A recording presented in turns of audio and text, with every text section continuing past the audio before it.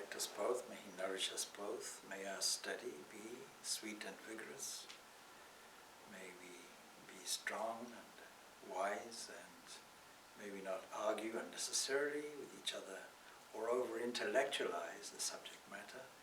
Peace, peace, peace be unto all. The loose version of the peace prayer that we have just said. So we begin, as usual, with questions. The idea of taking questions from the very start is to see if we can address some issues that you have and then weave it into the subject matter. And if there's time left over at the end of this, the opportunity to give you questions or to supply me with questions that may have arisen during the discourse. So are there any questions?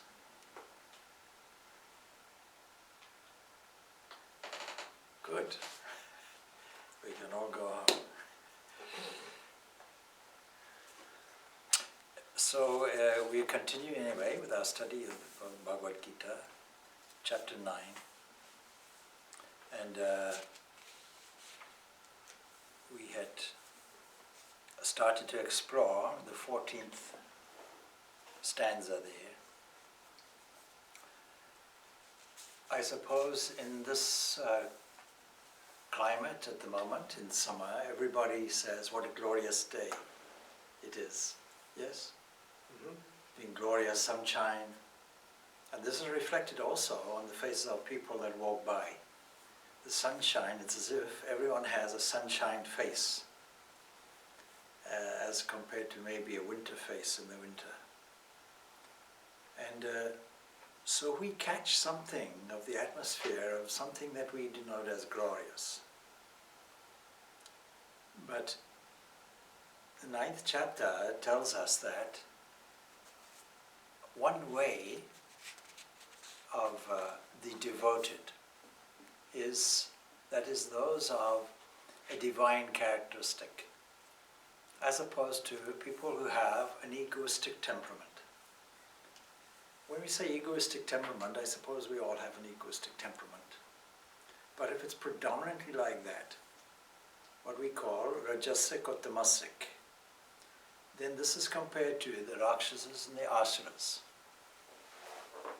And we may even say, break it down as somebody who has a self-interest orientated toward the future, with only myself involved as the beneficiary, predominantly so.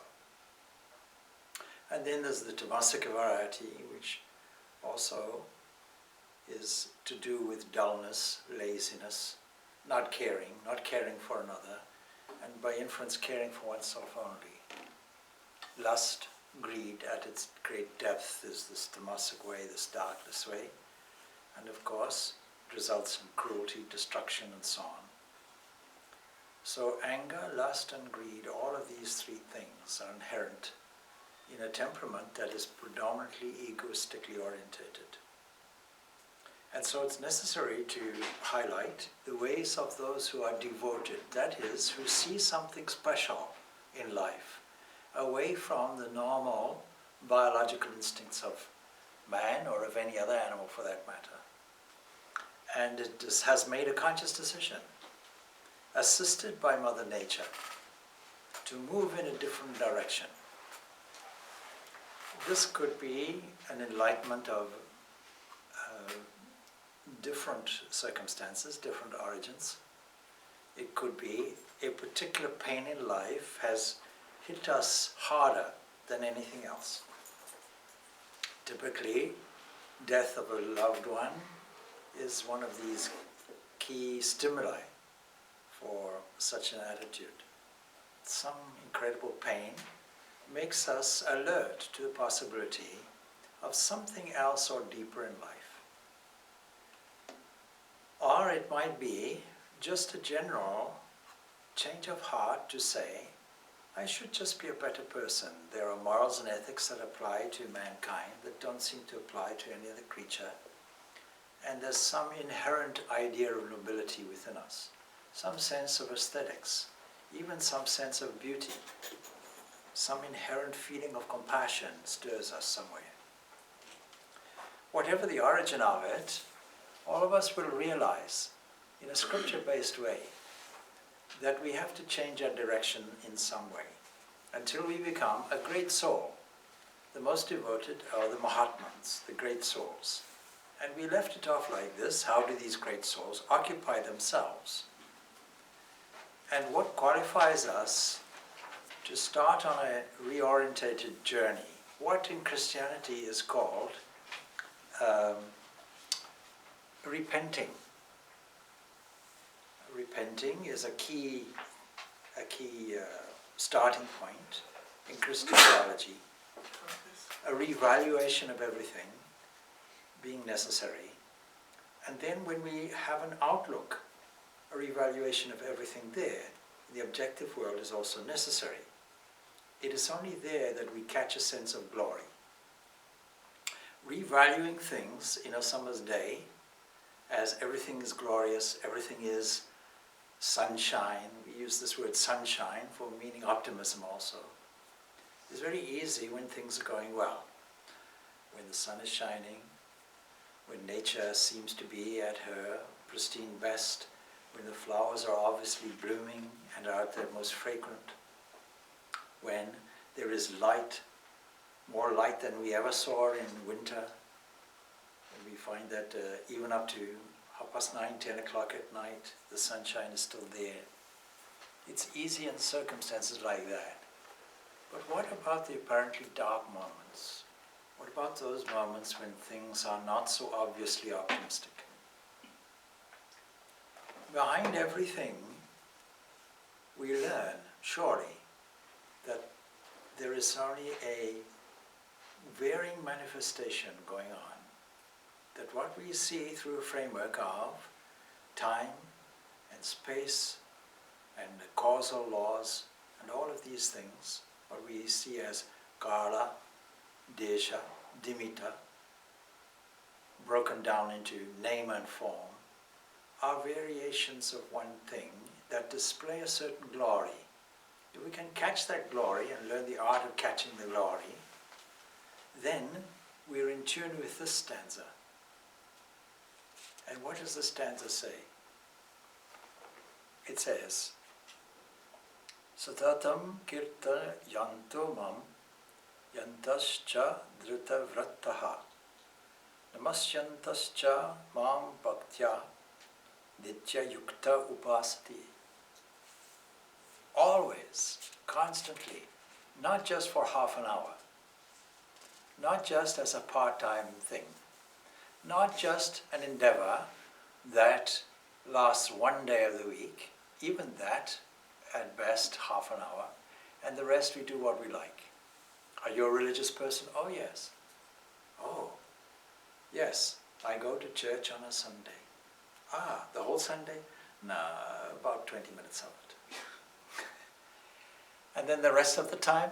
Oh, the rest of the time I eat and drink and become merry and do the most outrageous things. It's okay, but as long as I go on a Sunday, it's okay, surely. And in the Catholic tradition, of course, there used to be a very blasé attitude. See, on Saturday night you can go and confess all your sins and repent. And the priest absolves you on behalf of God. But then on the Sunday you go to church and everything is fine. But Monday it's all repeated. And then a label is given, I am religious. That's not what is meant. So always, always is the key thing. At all moments, constantly, day and night, the mind being occupied and saturated with one loving thought. So glorifying me always, that is glorifying the Lord of the universe always, glorifying this divine self always. Is it possible to glorify always? Some level of purity is required for this outlook. And there's a method of doing it. Faced with these three aspects and propensity of the mind, of sattva, rajas and tamas, these three gunas, part and parcel of nature, faced with the idea of nobility and qualities of strength and beauty and love and compassion, versus very mean-heartedness, an attitude which says, me first, others second. First attitude says, others first, me last. I'll take the crumbs, you take the feast. On what basis? On the basis that I see the divinity manifested there in you. Another way of saying, I see the glory of that divine, as it were, fragmented everywhere. Just like we find sunshine seemingly fragmented into rainbow colors. So glorifying me always, why? Because I see the beauty and the glory everywhere. Because I have an eye to see that, a trained eye to see that. I train my eye to see that as the reality, the beauty behind all the beauty, that which lights the sun, that which is within the growth of a flower, that which manifests in a material way and catches the eye, is that saying. Beauty is in the eye of the beholder, and some skeptics say, get it out with objects. No need to get it out. An inherent entity is in there that catches it. An aesthetic sense is there in us, inbuilt in us, because we ourselves are an example of the glory of this entity. The human capacity to think, the human capacity to evaluate, the human capacity to have an aesthetic appreciation for the beauty and for the highest values. Something that moves us to serve another. All of this is inherent in our nature and can be opened up and brought out when we cultivate this feeling of purity and goodness. Purity means clarity. We see things in a better way, in a more truthful way. So, doing this always, glorifying me always, and along with this glorification comes an inner song. And that is why, in the context of spirituality or religion, the expression of that is chanting, singing, dancing even. All of this as a spontaneous expression of how we feel. Should we do this all the time? More than likely, we do it in a hidden way. And that's fine, because the external is only an expression of the internal. Internally feeling this elevation of spirit, this joy, that ultimately comes up as a sense of humor. Why do we have a sense of humor? If not because it's a reflection of the inner joy of our own nature, which is this eternal self manifesting everywhere. And striving, that means doing it seriously, not just part-time. Increasing the intensity. Oh, I have a guru, that's enough. I read the Shastras and I have a guru, so that's all. I don't need to bother anymore. I can let life slide and revert to old habits, not a problem for me, because I have this grace already bestowed on me. No doubt grace has come to you. No doubt the grace that you are here as a human has come to you. But you can't leave it there. Some effort has to be made. Supposing you train at football and then somehow that goes away. You don't play for the next 30 years and go back to it. Would you be able to play with the same ease? Supposing you play an instrument and then there's a lapse of 20, 30, 40 years. Can you get back to easily? After a certain rehearsal or a certain period of time, yes, you can go back into it and it comes back to you. But still, it has to go on.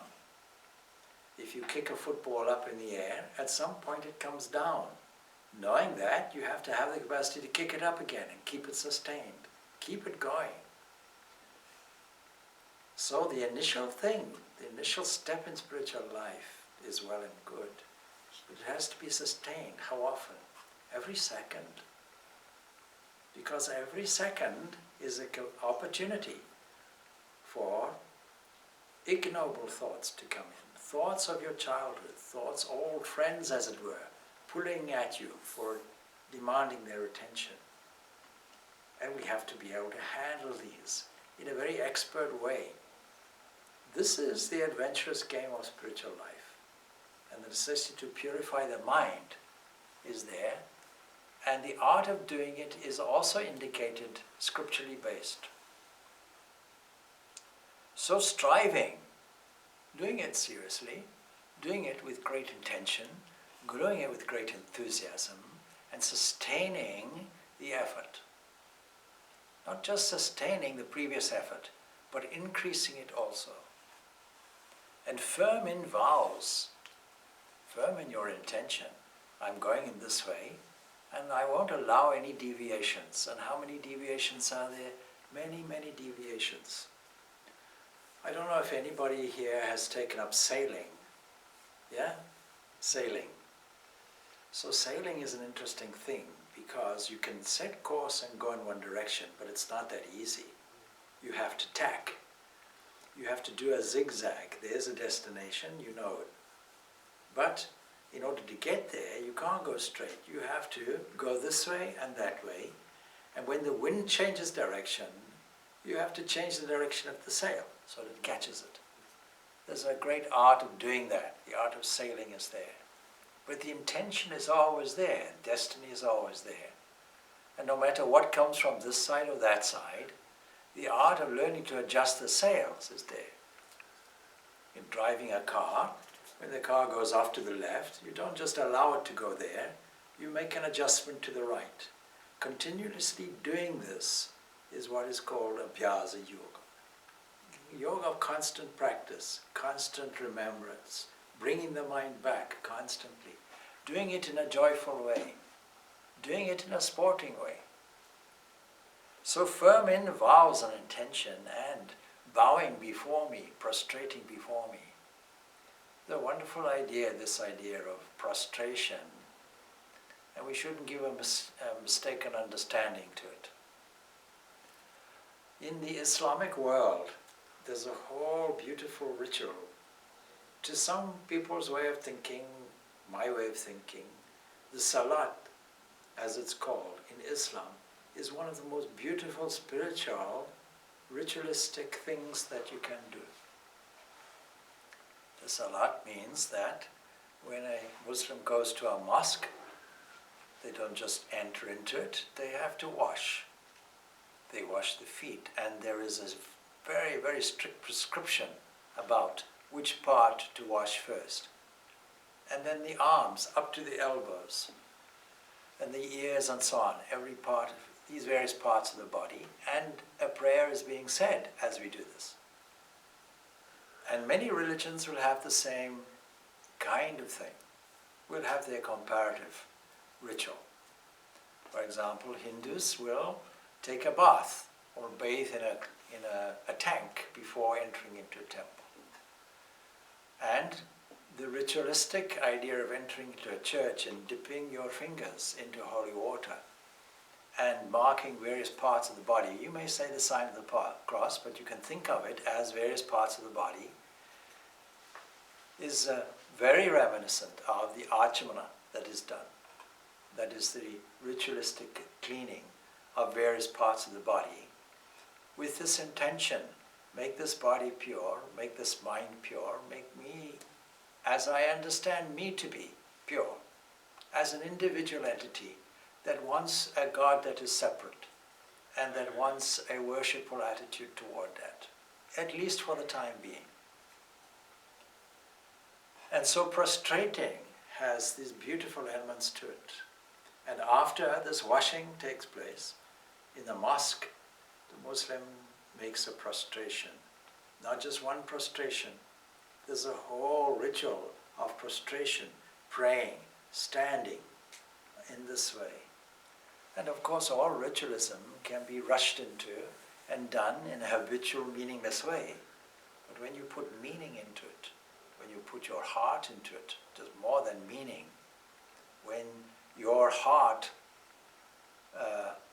resonates with it, resonates with the Supreme, then this kind of tuning takes place. And what is spirituality after all? Is tuning the attention into the divine the glory which is already there, which is present.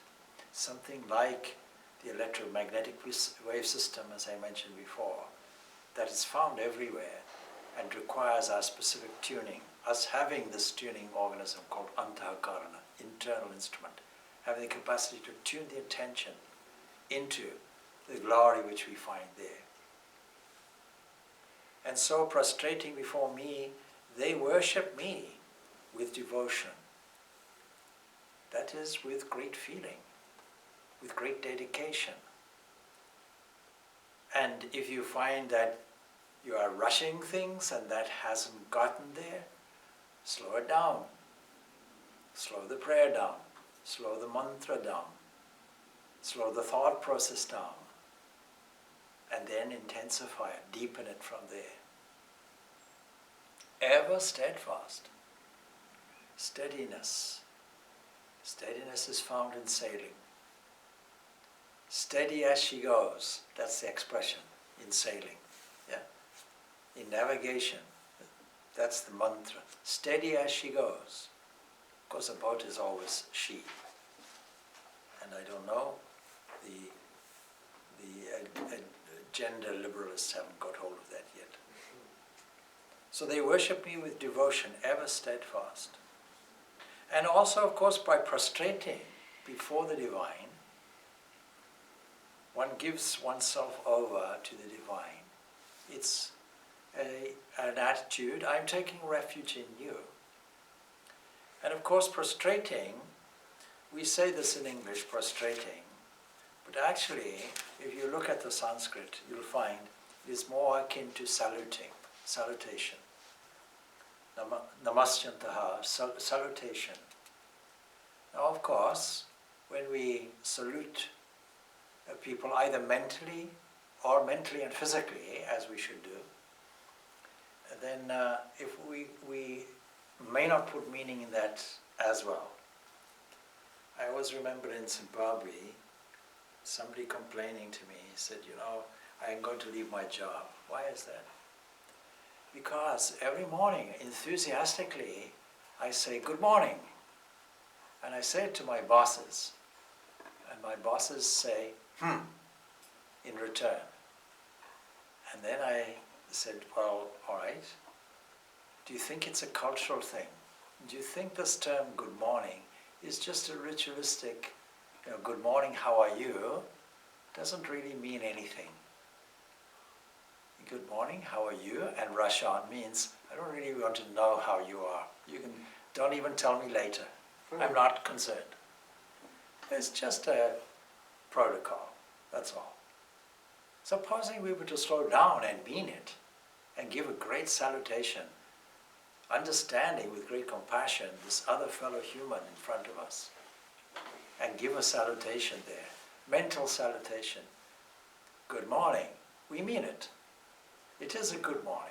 It's a good morning because we are awake. Yeah? I was just telling him, I still haven't got used to that in Dublin especially. People say, how's it going? Yeah.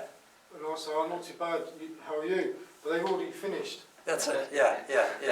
They were just saying hello. Yeah.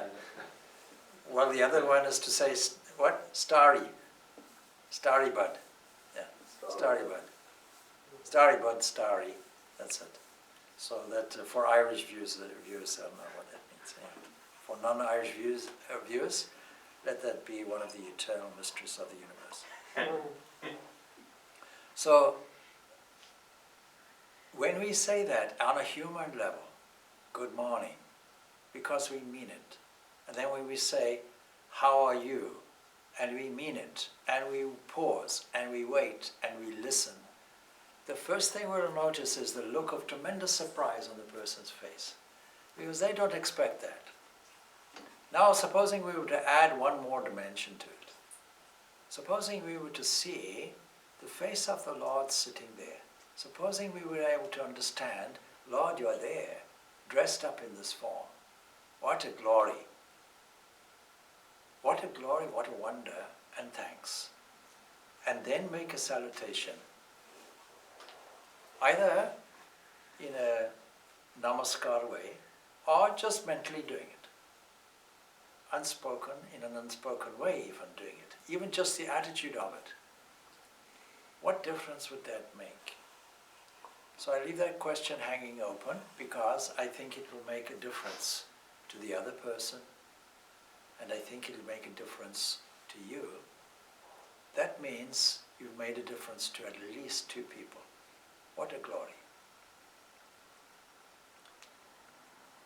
So, saluting, if you acknowledge the divine presence there, then won't you internally not only acknowledge it out of reverence, out of adoration, out of love, because God is lovable, because God is a giver, because God is freely flowing, His grace is flowing constantly. When you sit for meditation and say, Lord, bestow your grace on me, you forgot the very process of thinking is none other than God's grace, constantly supplied to you, unnoticed and unregistered. Why don't we register it and give thanks for it? That alone is a meditation. So ever steadfast, because of these varieties also of ways of creating links with the Lord, devotees who are engaged in this way are said, in fact, to be ever steadfast with these criteria in place. So is there another alternative? Yes. We mentioned previously the idea of this is bhakti, and not only bhakti, but this chapter also covers what we might say karma bhakti. It's the chapter that reconciles karma yoga and bhakti yoga. There's no point in me saying I love you, and then you say, will you make me a cup of tea? I say, oh, I haven't got time for that. If I love you, I'll make you tea, isn't it? So, the expression of love comes out physically in activities, there's no doubt. But what about those who want something which is technically called jnana yajnana, that is, a wisdom sacrifice. So last week we mentioned how there was a scenario pointing out these 2 types of approaches, if you will. So sitting on the verge of a pot of honey, will you dive in or will you sit and enjoy the nectar? And then of course, well, if I dive in, then of course, I lose in a way because I'm no longer tasting the sweetness from a distance. And I don't want to be sugar, I want to taste sugar, that's the adage. But this is the honey, this is the nectar, if you will, of Sat Chit Ananda, of existence itself, consciousness itself, bliss itself. Jnana, jnana cha pyanye, yajantu mam upasate, ekattena prataktena bahudha vishvata mukkam. Yet others of a different temperament, giving a wide option of approaches. Sacrifice with the yajna, wisdom knowledge, the knowledge of, or the sacrifice of knowledge, and worship me in various ways, not just one way, various ways are open, as the one, as the distinct, and the all-faced, either one way or the other, either in a dualistic way, adoring the Almighty as the distinct, this is the way of dualism, Dvaita.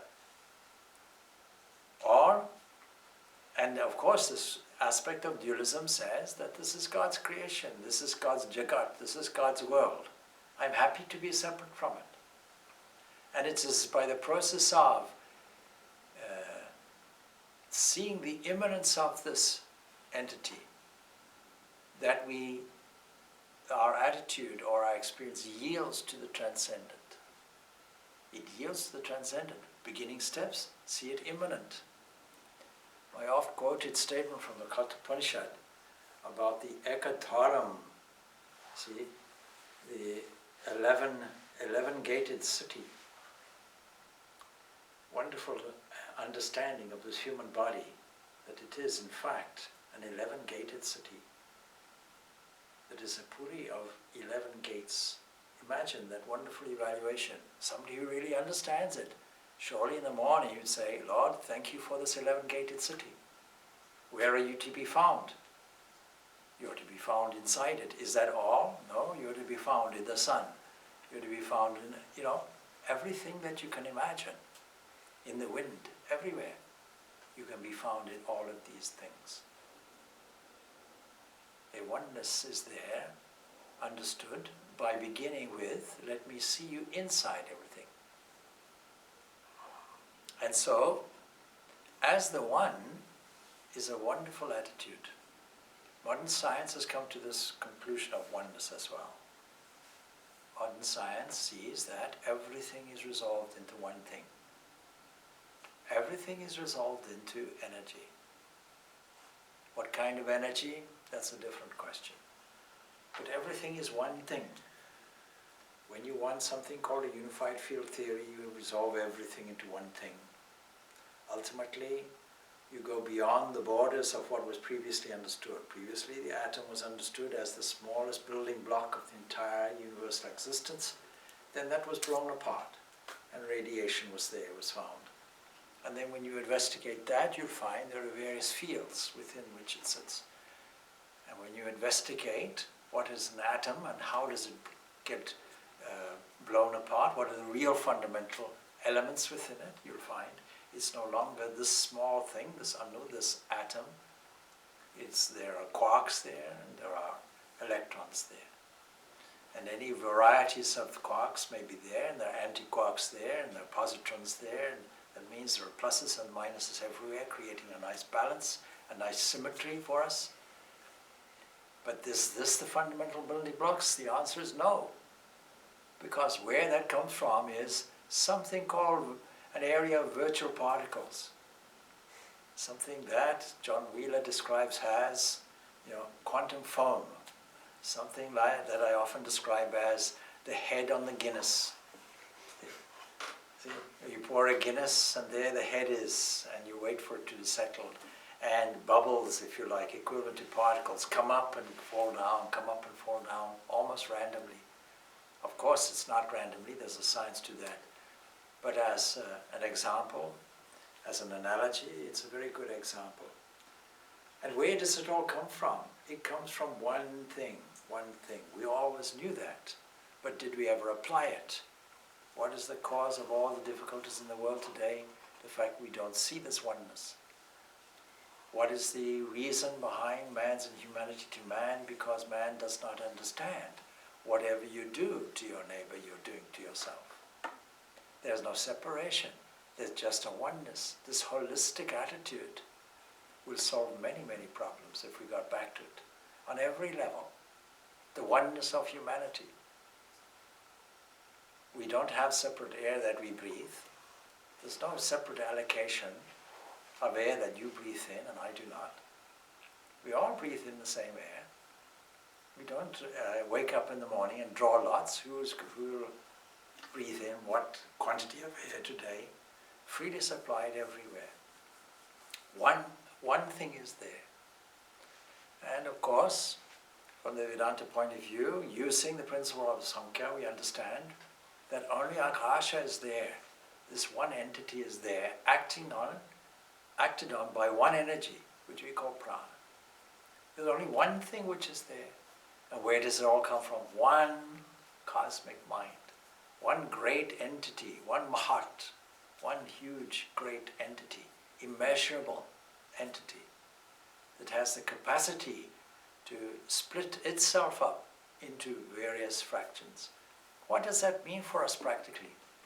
It means that there's a new way of understanding, if we understand this, a new way of understanding the world. What we call the world of people and places and events, what we call the world of pluses and minuses, of good fortune and difficulties, is nothing more than fragmented God. We have to put a seemingly there. seemingly fragmented God. And we understand that and appreciate it and see that this one entity operating through all hands and eyes and legs and heads, operating through every single adapter or manifesting unit. What a wonderful attitude that would be. So this principle of non-dualism, Advaita, has this practical aspect to it, that in understanding this, automatically we find a peace come to us. So this commentary goes on, invoking Ishvara, that is, the Lord, as the all-faced is the way of the Vishishtatvita in between these two positions, or the qualified non-dualism. The universe and the beings in it are all the insentient and sentient aspects of the body of the Lord, is another way of viewing it. It is for this reason he is called the all-faced. So this is the thing, as the distinct and as the all-faced. These three positions are mentioned. Non-dualism, this dualism, and an in-between aspect, Vishishtatvita, qualified non-dualism. All these are mentioned. We can take up any of these positions, of course, but Swami Vivekananda saw these as progressive things. And where did he get this idea from? He got this idea from his master. So I heard a topic, was Sri Ramakrishna Paramahansa, was he a tantric, was he an Advaitin, was he a dualist, was he a Vishishtatveda Advaitin, was he a, you may ask, was he a Christian, was he a Muslim also? All these things you can ask because he practiced all of these things. All of these various facets and paths he himself practiced. Somebody asked me in Zimbabwe, you talk so much about Christ, what Christian denomination are you? Under my breath I said, I'm a Ramakrishnan.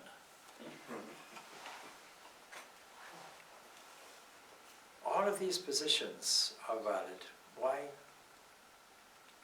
Can this great entity that has no parts, no evolution in time, on Sunday, I told people in the morning, I was talking to them about the familiar example given of the cone being introduced to dimensionally deficient entities, creatures. You're all familiar with this by now.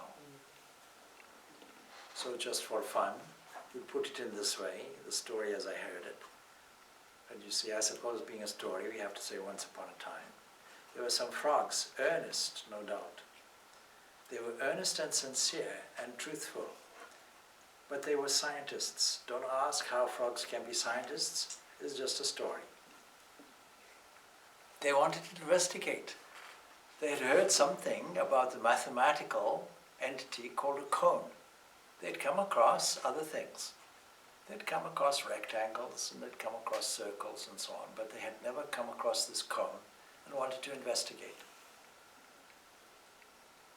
So they were in the water, ready to investigate with stopwatches, trying to see if we can catch it at one point in time, can we measure and see how it changes, that is, how it evolves, and can we understand the nature of its change and what it is in space at any particular time.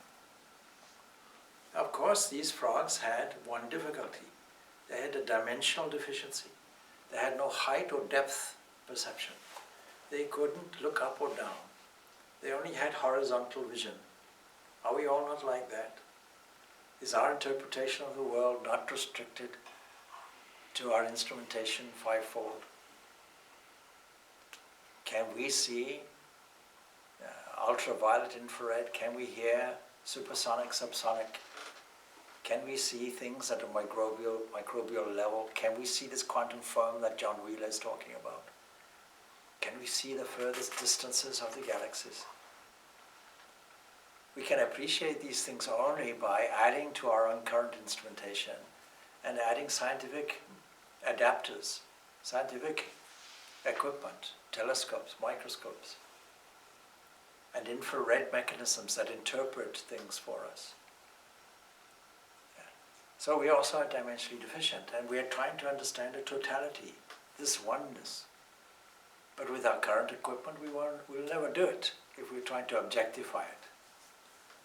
So dualism is saying, I don't want this totality necessarily.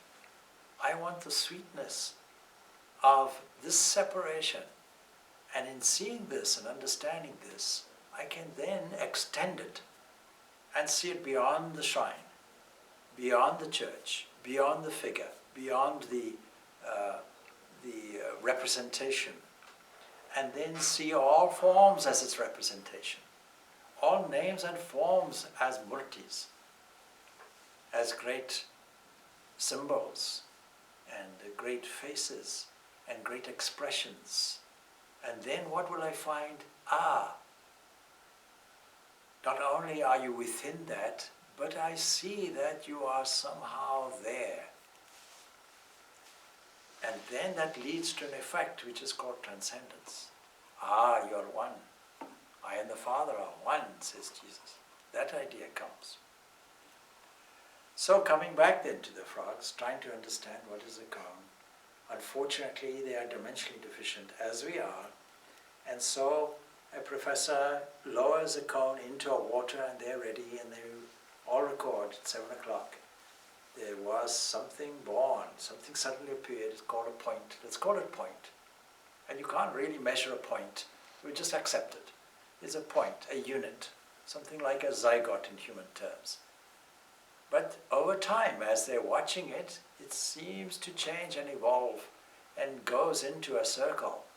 And they then are familiar with the circle, they measure it nicely. This point is now a circle. And as it develops, we see it's evolving. It is now a bigger circle, and evolving until we see, it's something like a pot-belly person, huge circle is there. And then ultimately the professor lowers it completely, and the cone sinks in the water, and they say, this cone finally disappeared. It enters into a realm unknown, and we commiserate its demise. Let us go back to our laboratory and calculate when will this cone reincarnate and where will it do so. And the fact is that the totality which was there, called cone, was never perceived properly. The totality is never seen. Not seeing this totality, how will we interpret it? A non-evolving thing that has no parts in space, how will we represent it? Unfortunately, the divine gives us many ways to start, many ways to involve and deepen our experience, and ultimately realizations. Whatever be your concept of God, says Sri Ramakrishna, be it with form or formless, hold fast to it and ardently worship Him. Ardently means with intensity and love. But be not conceited that your concept alone of Him is the finale. That's the problem, isn't it? God can only come in this form. Why? Because it's mine, my way. My way, my church told me, my Bible told me, my mentor told me this, my tradition tells me this, and it has an exclusivist clause. Even some religious institutions might say, we concede that other ways have some validity, but we still have the fullness of it. You still have to join us in some way or another. And as we become broad-minded, and as we get more experience of the world and other cultures and other ways, a broader vision occurs, but it means our original exclusivist position has to be adapted.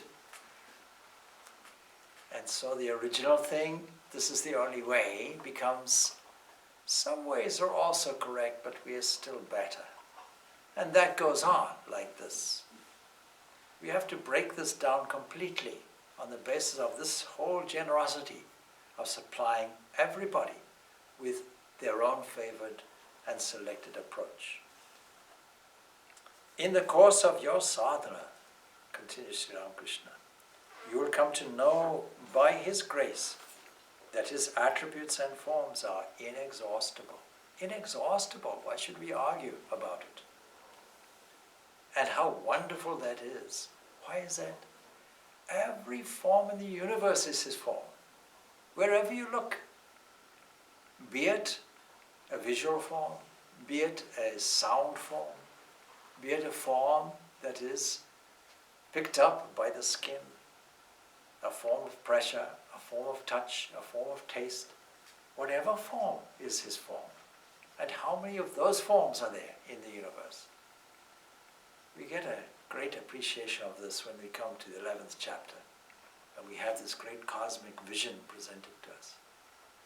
And here, of course, we have at least 30 examples given in this particular chapter of different aspects of the glory, or different examples that will lead us to a sense of this universality and a sense of this manifestation of God's glory everywhere. Giving these examples gives us the opportunity to see it in these examples and then broaden our vision and see it in all forms of the universe.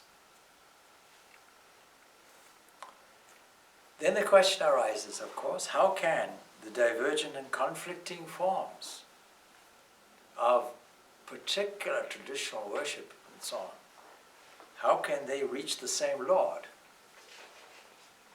And who is the one without a second is another question, because this is mentioned, one without a second.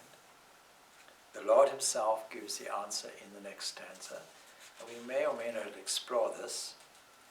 We'll enter into it and explore it in a deeper way next time. So the Lord says, I am Kritu, that is a certain type of Vedic ritual that is given, a Vedic sacrifice which is given. I am Yajna, a kind of sacrifice that is applicable to the Smritis. I am Swadha, or Swa.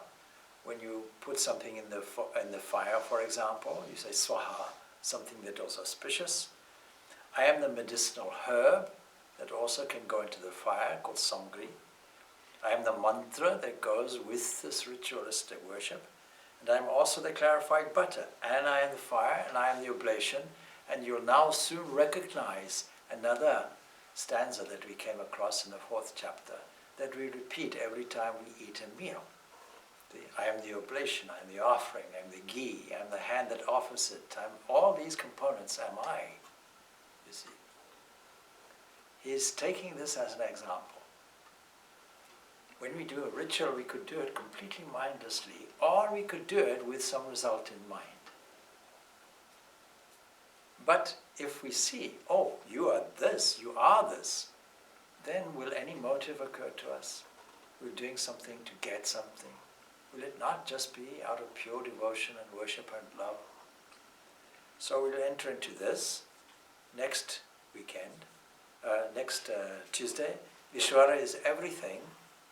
This is the title of the next few sutras from 16 to 19, a generalization that the Lord is everything. See the transferable language. We started off in, immanent. Now is, see, is everything. We start off from, Lord, you are within. Then you say, there's a permeating element to this. Through, and then as, and finally beyond. This is the formula, in, through, as, and beyond. Some of the things that are being said, I can't resist sharing with you in advance. I'm the father of this world. That is, I am the efficient cause, is what philosophy calls it. I am the fundamental original cause. That is, there's no difference between me and anything else. Efficient and material cause, if that's the one and the same, we don't have to look for a separate creator and a separate creation. And so the mother, the dispenser, the grandfather, and so on, all of this comes along. Now, if you're familiar now, you'll understand these words. Where do you find these words. How are you familiar with these words? Because we've assembled all these divine glories in one section here, in these books that we use. So we start off there, all the glories assembled from these various chapters, starting from 7th chapter onwards, selecting these glories, divine glories, and put into a Gregorian chant style.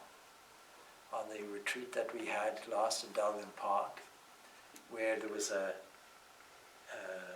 selected time, which was 12 o'clock noon to 12:30. We chanted those glories as a beautiful way of remembering the glories that are obviously around us. When we forget it or become overwhelmed because our attention is diverted to other things, which results in a wrong valuation of things. If we revalue things, we look at it in a different way, such as, this is not my body. It's an 11-gated city, Ekadash Dwaram, 11-gated city. Why don't I look at it in this way? An unusual way, says the commentator above it. An unusual way at looking at this subject of Brahman, since Brahman is difficult to understand. Here's a new way of looking at things. Don't say it's my body. Say it's his 11-gated city. We leave off there then. Om Shanti Shanti Shanti. Peace, peace, peace be unto all. And since we have 5 minutes, maybe some questions we could take. Why is it 11 gated? 11 gated. Yeah. 7 are here, in the 2 eyes, ears, nose, mouth. And then, 8. yeah, that's 7 there, all right. Then there's the navel, from which all your life is produced. Yeah? And then organ of procreation, order of evacuation, and then Brahmarandra. On the 4th of July, we were thinking of Ramakrishna's Mahasamadhi. And of course, like a yogi, we understand, yes. He used the royal entry and exit there, Brahmarandra. So these are the 11-gated city. And why? Why do we think of it in this way? Because, like a city has many parts and functions with different officers supervising every corner. Like highways and byways, there's an M50 within it. There's a waste disposal unit in it. There's a controlling element in it. There's something that that regulates things, regulates the traffic, regulates the waste disposal. Everything that you consider is within a city is here. And of course, philosophy says, if there's a city, or anything with parts, a door, a car, anything, is not for its own good, but for the good of an independent user. A car is not for a car's own good, so that the engine may have a nice conference with other engines, or that the parts may get up unsuspectingly while you sleep and go and have a car party somewhere, a car parts party. No. It's so that you and I can enter into it, switch the engine on and drive it. For some independent entities' use and function, this assemblage of parts is there. City has so many parts. The human body has some 15,000 parts and odd, if you take assembled parts. If you take broken down, like cells, for example, then something like 100 trillion cells are there. So all these are there, and all coming remarkably from one single cell, a zygote. How is it that from one single cell, here's a miracle, from one single cell comes all these multiple different cells with different functions. Blood cells have a different structure and function to other cells. All from one cell. How does that cell know? Is there not some entity within it? Some kind of internal intelligence that makes this happen? These are questions worth asking and contemplating. But the city is there, 11-gated city.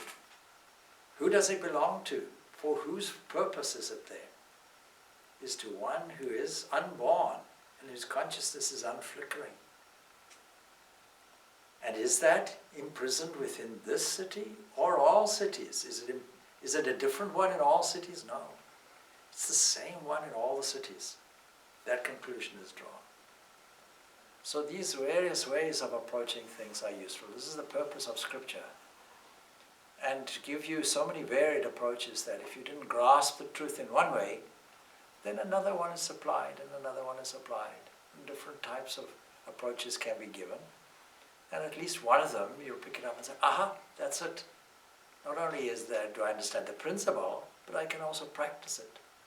Sitting down for meditation, immediately I can say, Lord, thank you for this 11-gated city and for sustaining and operating it from within. Without your presence, this doesn't work. And it works because you are the ruler of it. And so the rest of my day will be in order to honor and worship you and thank you and work as your city agent. Like that. So all of these things are worthy of meditation. And this chapter now is loaded with clues, with beginning points for meditation. Loaded with examples of manifested glory.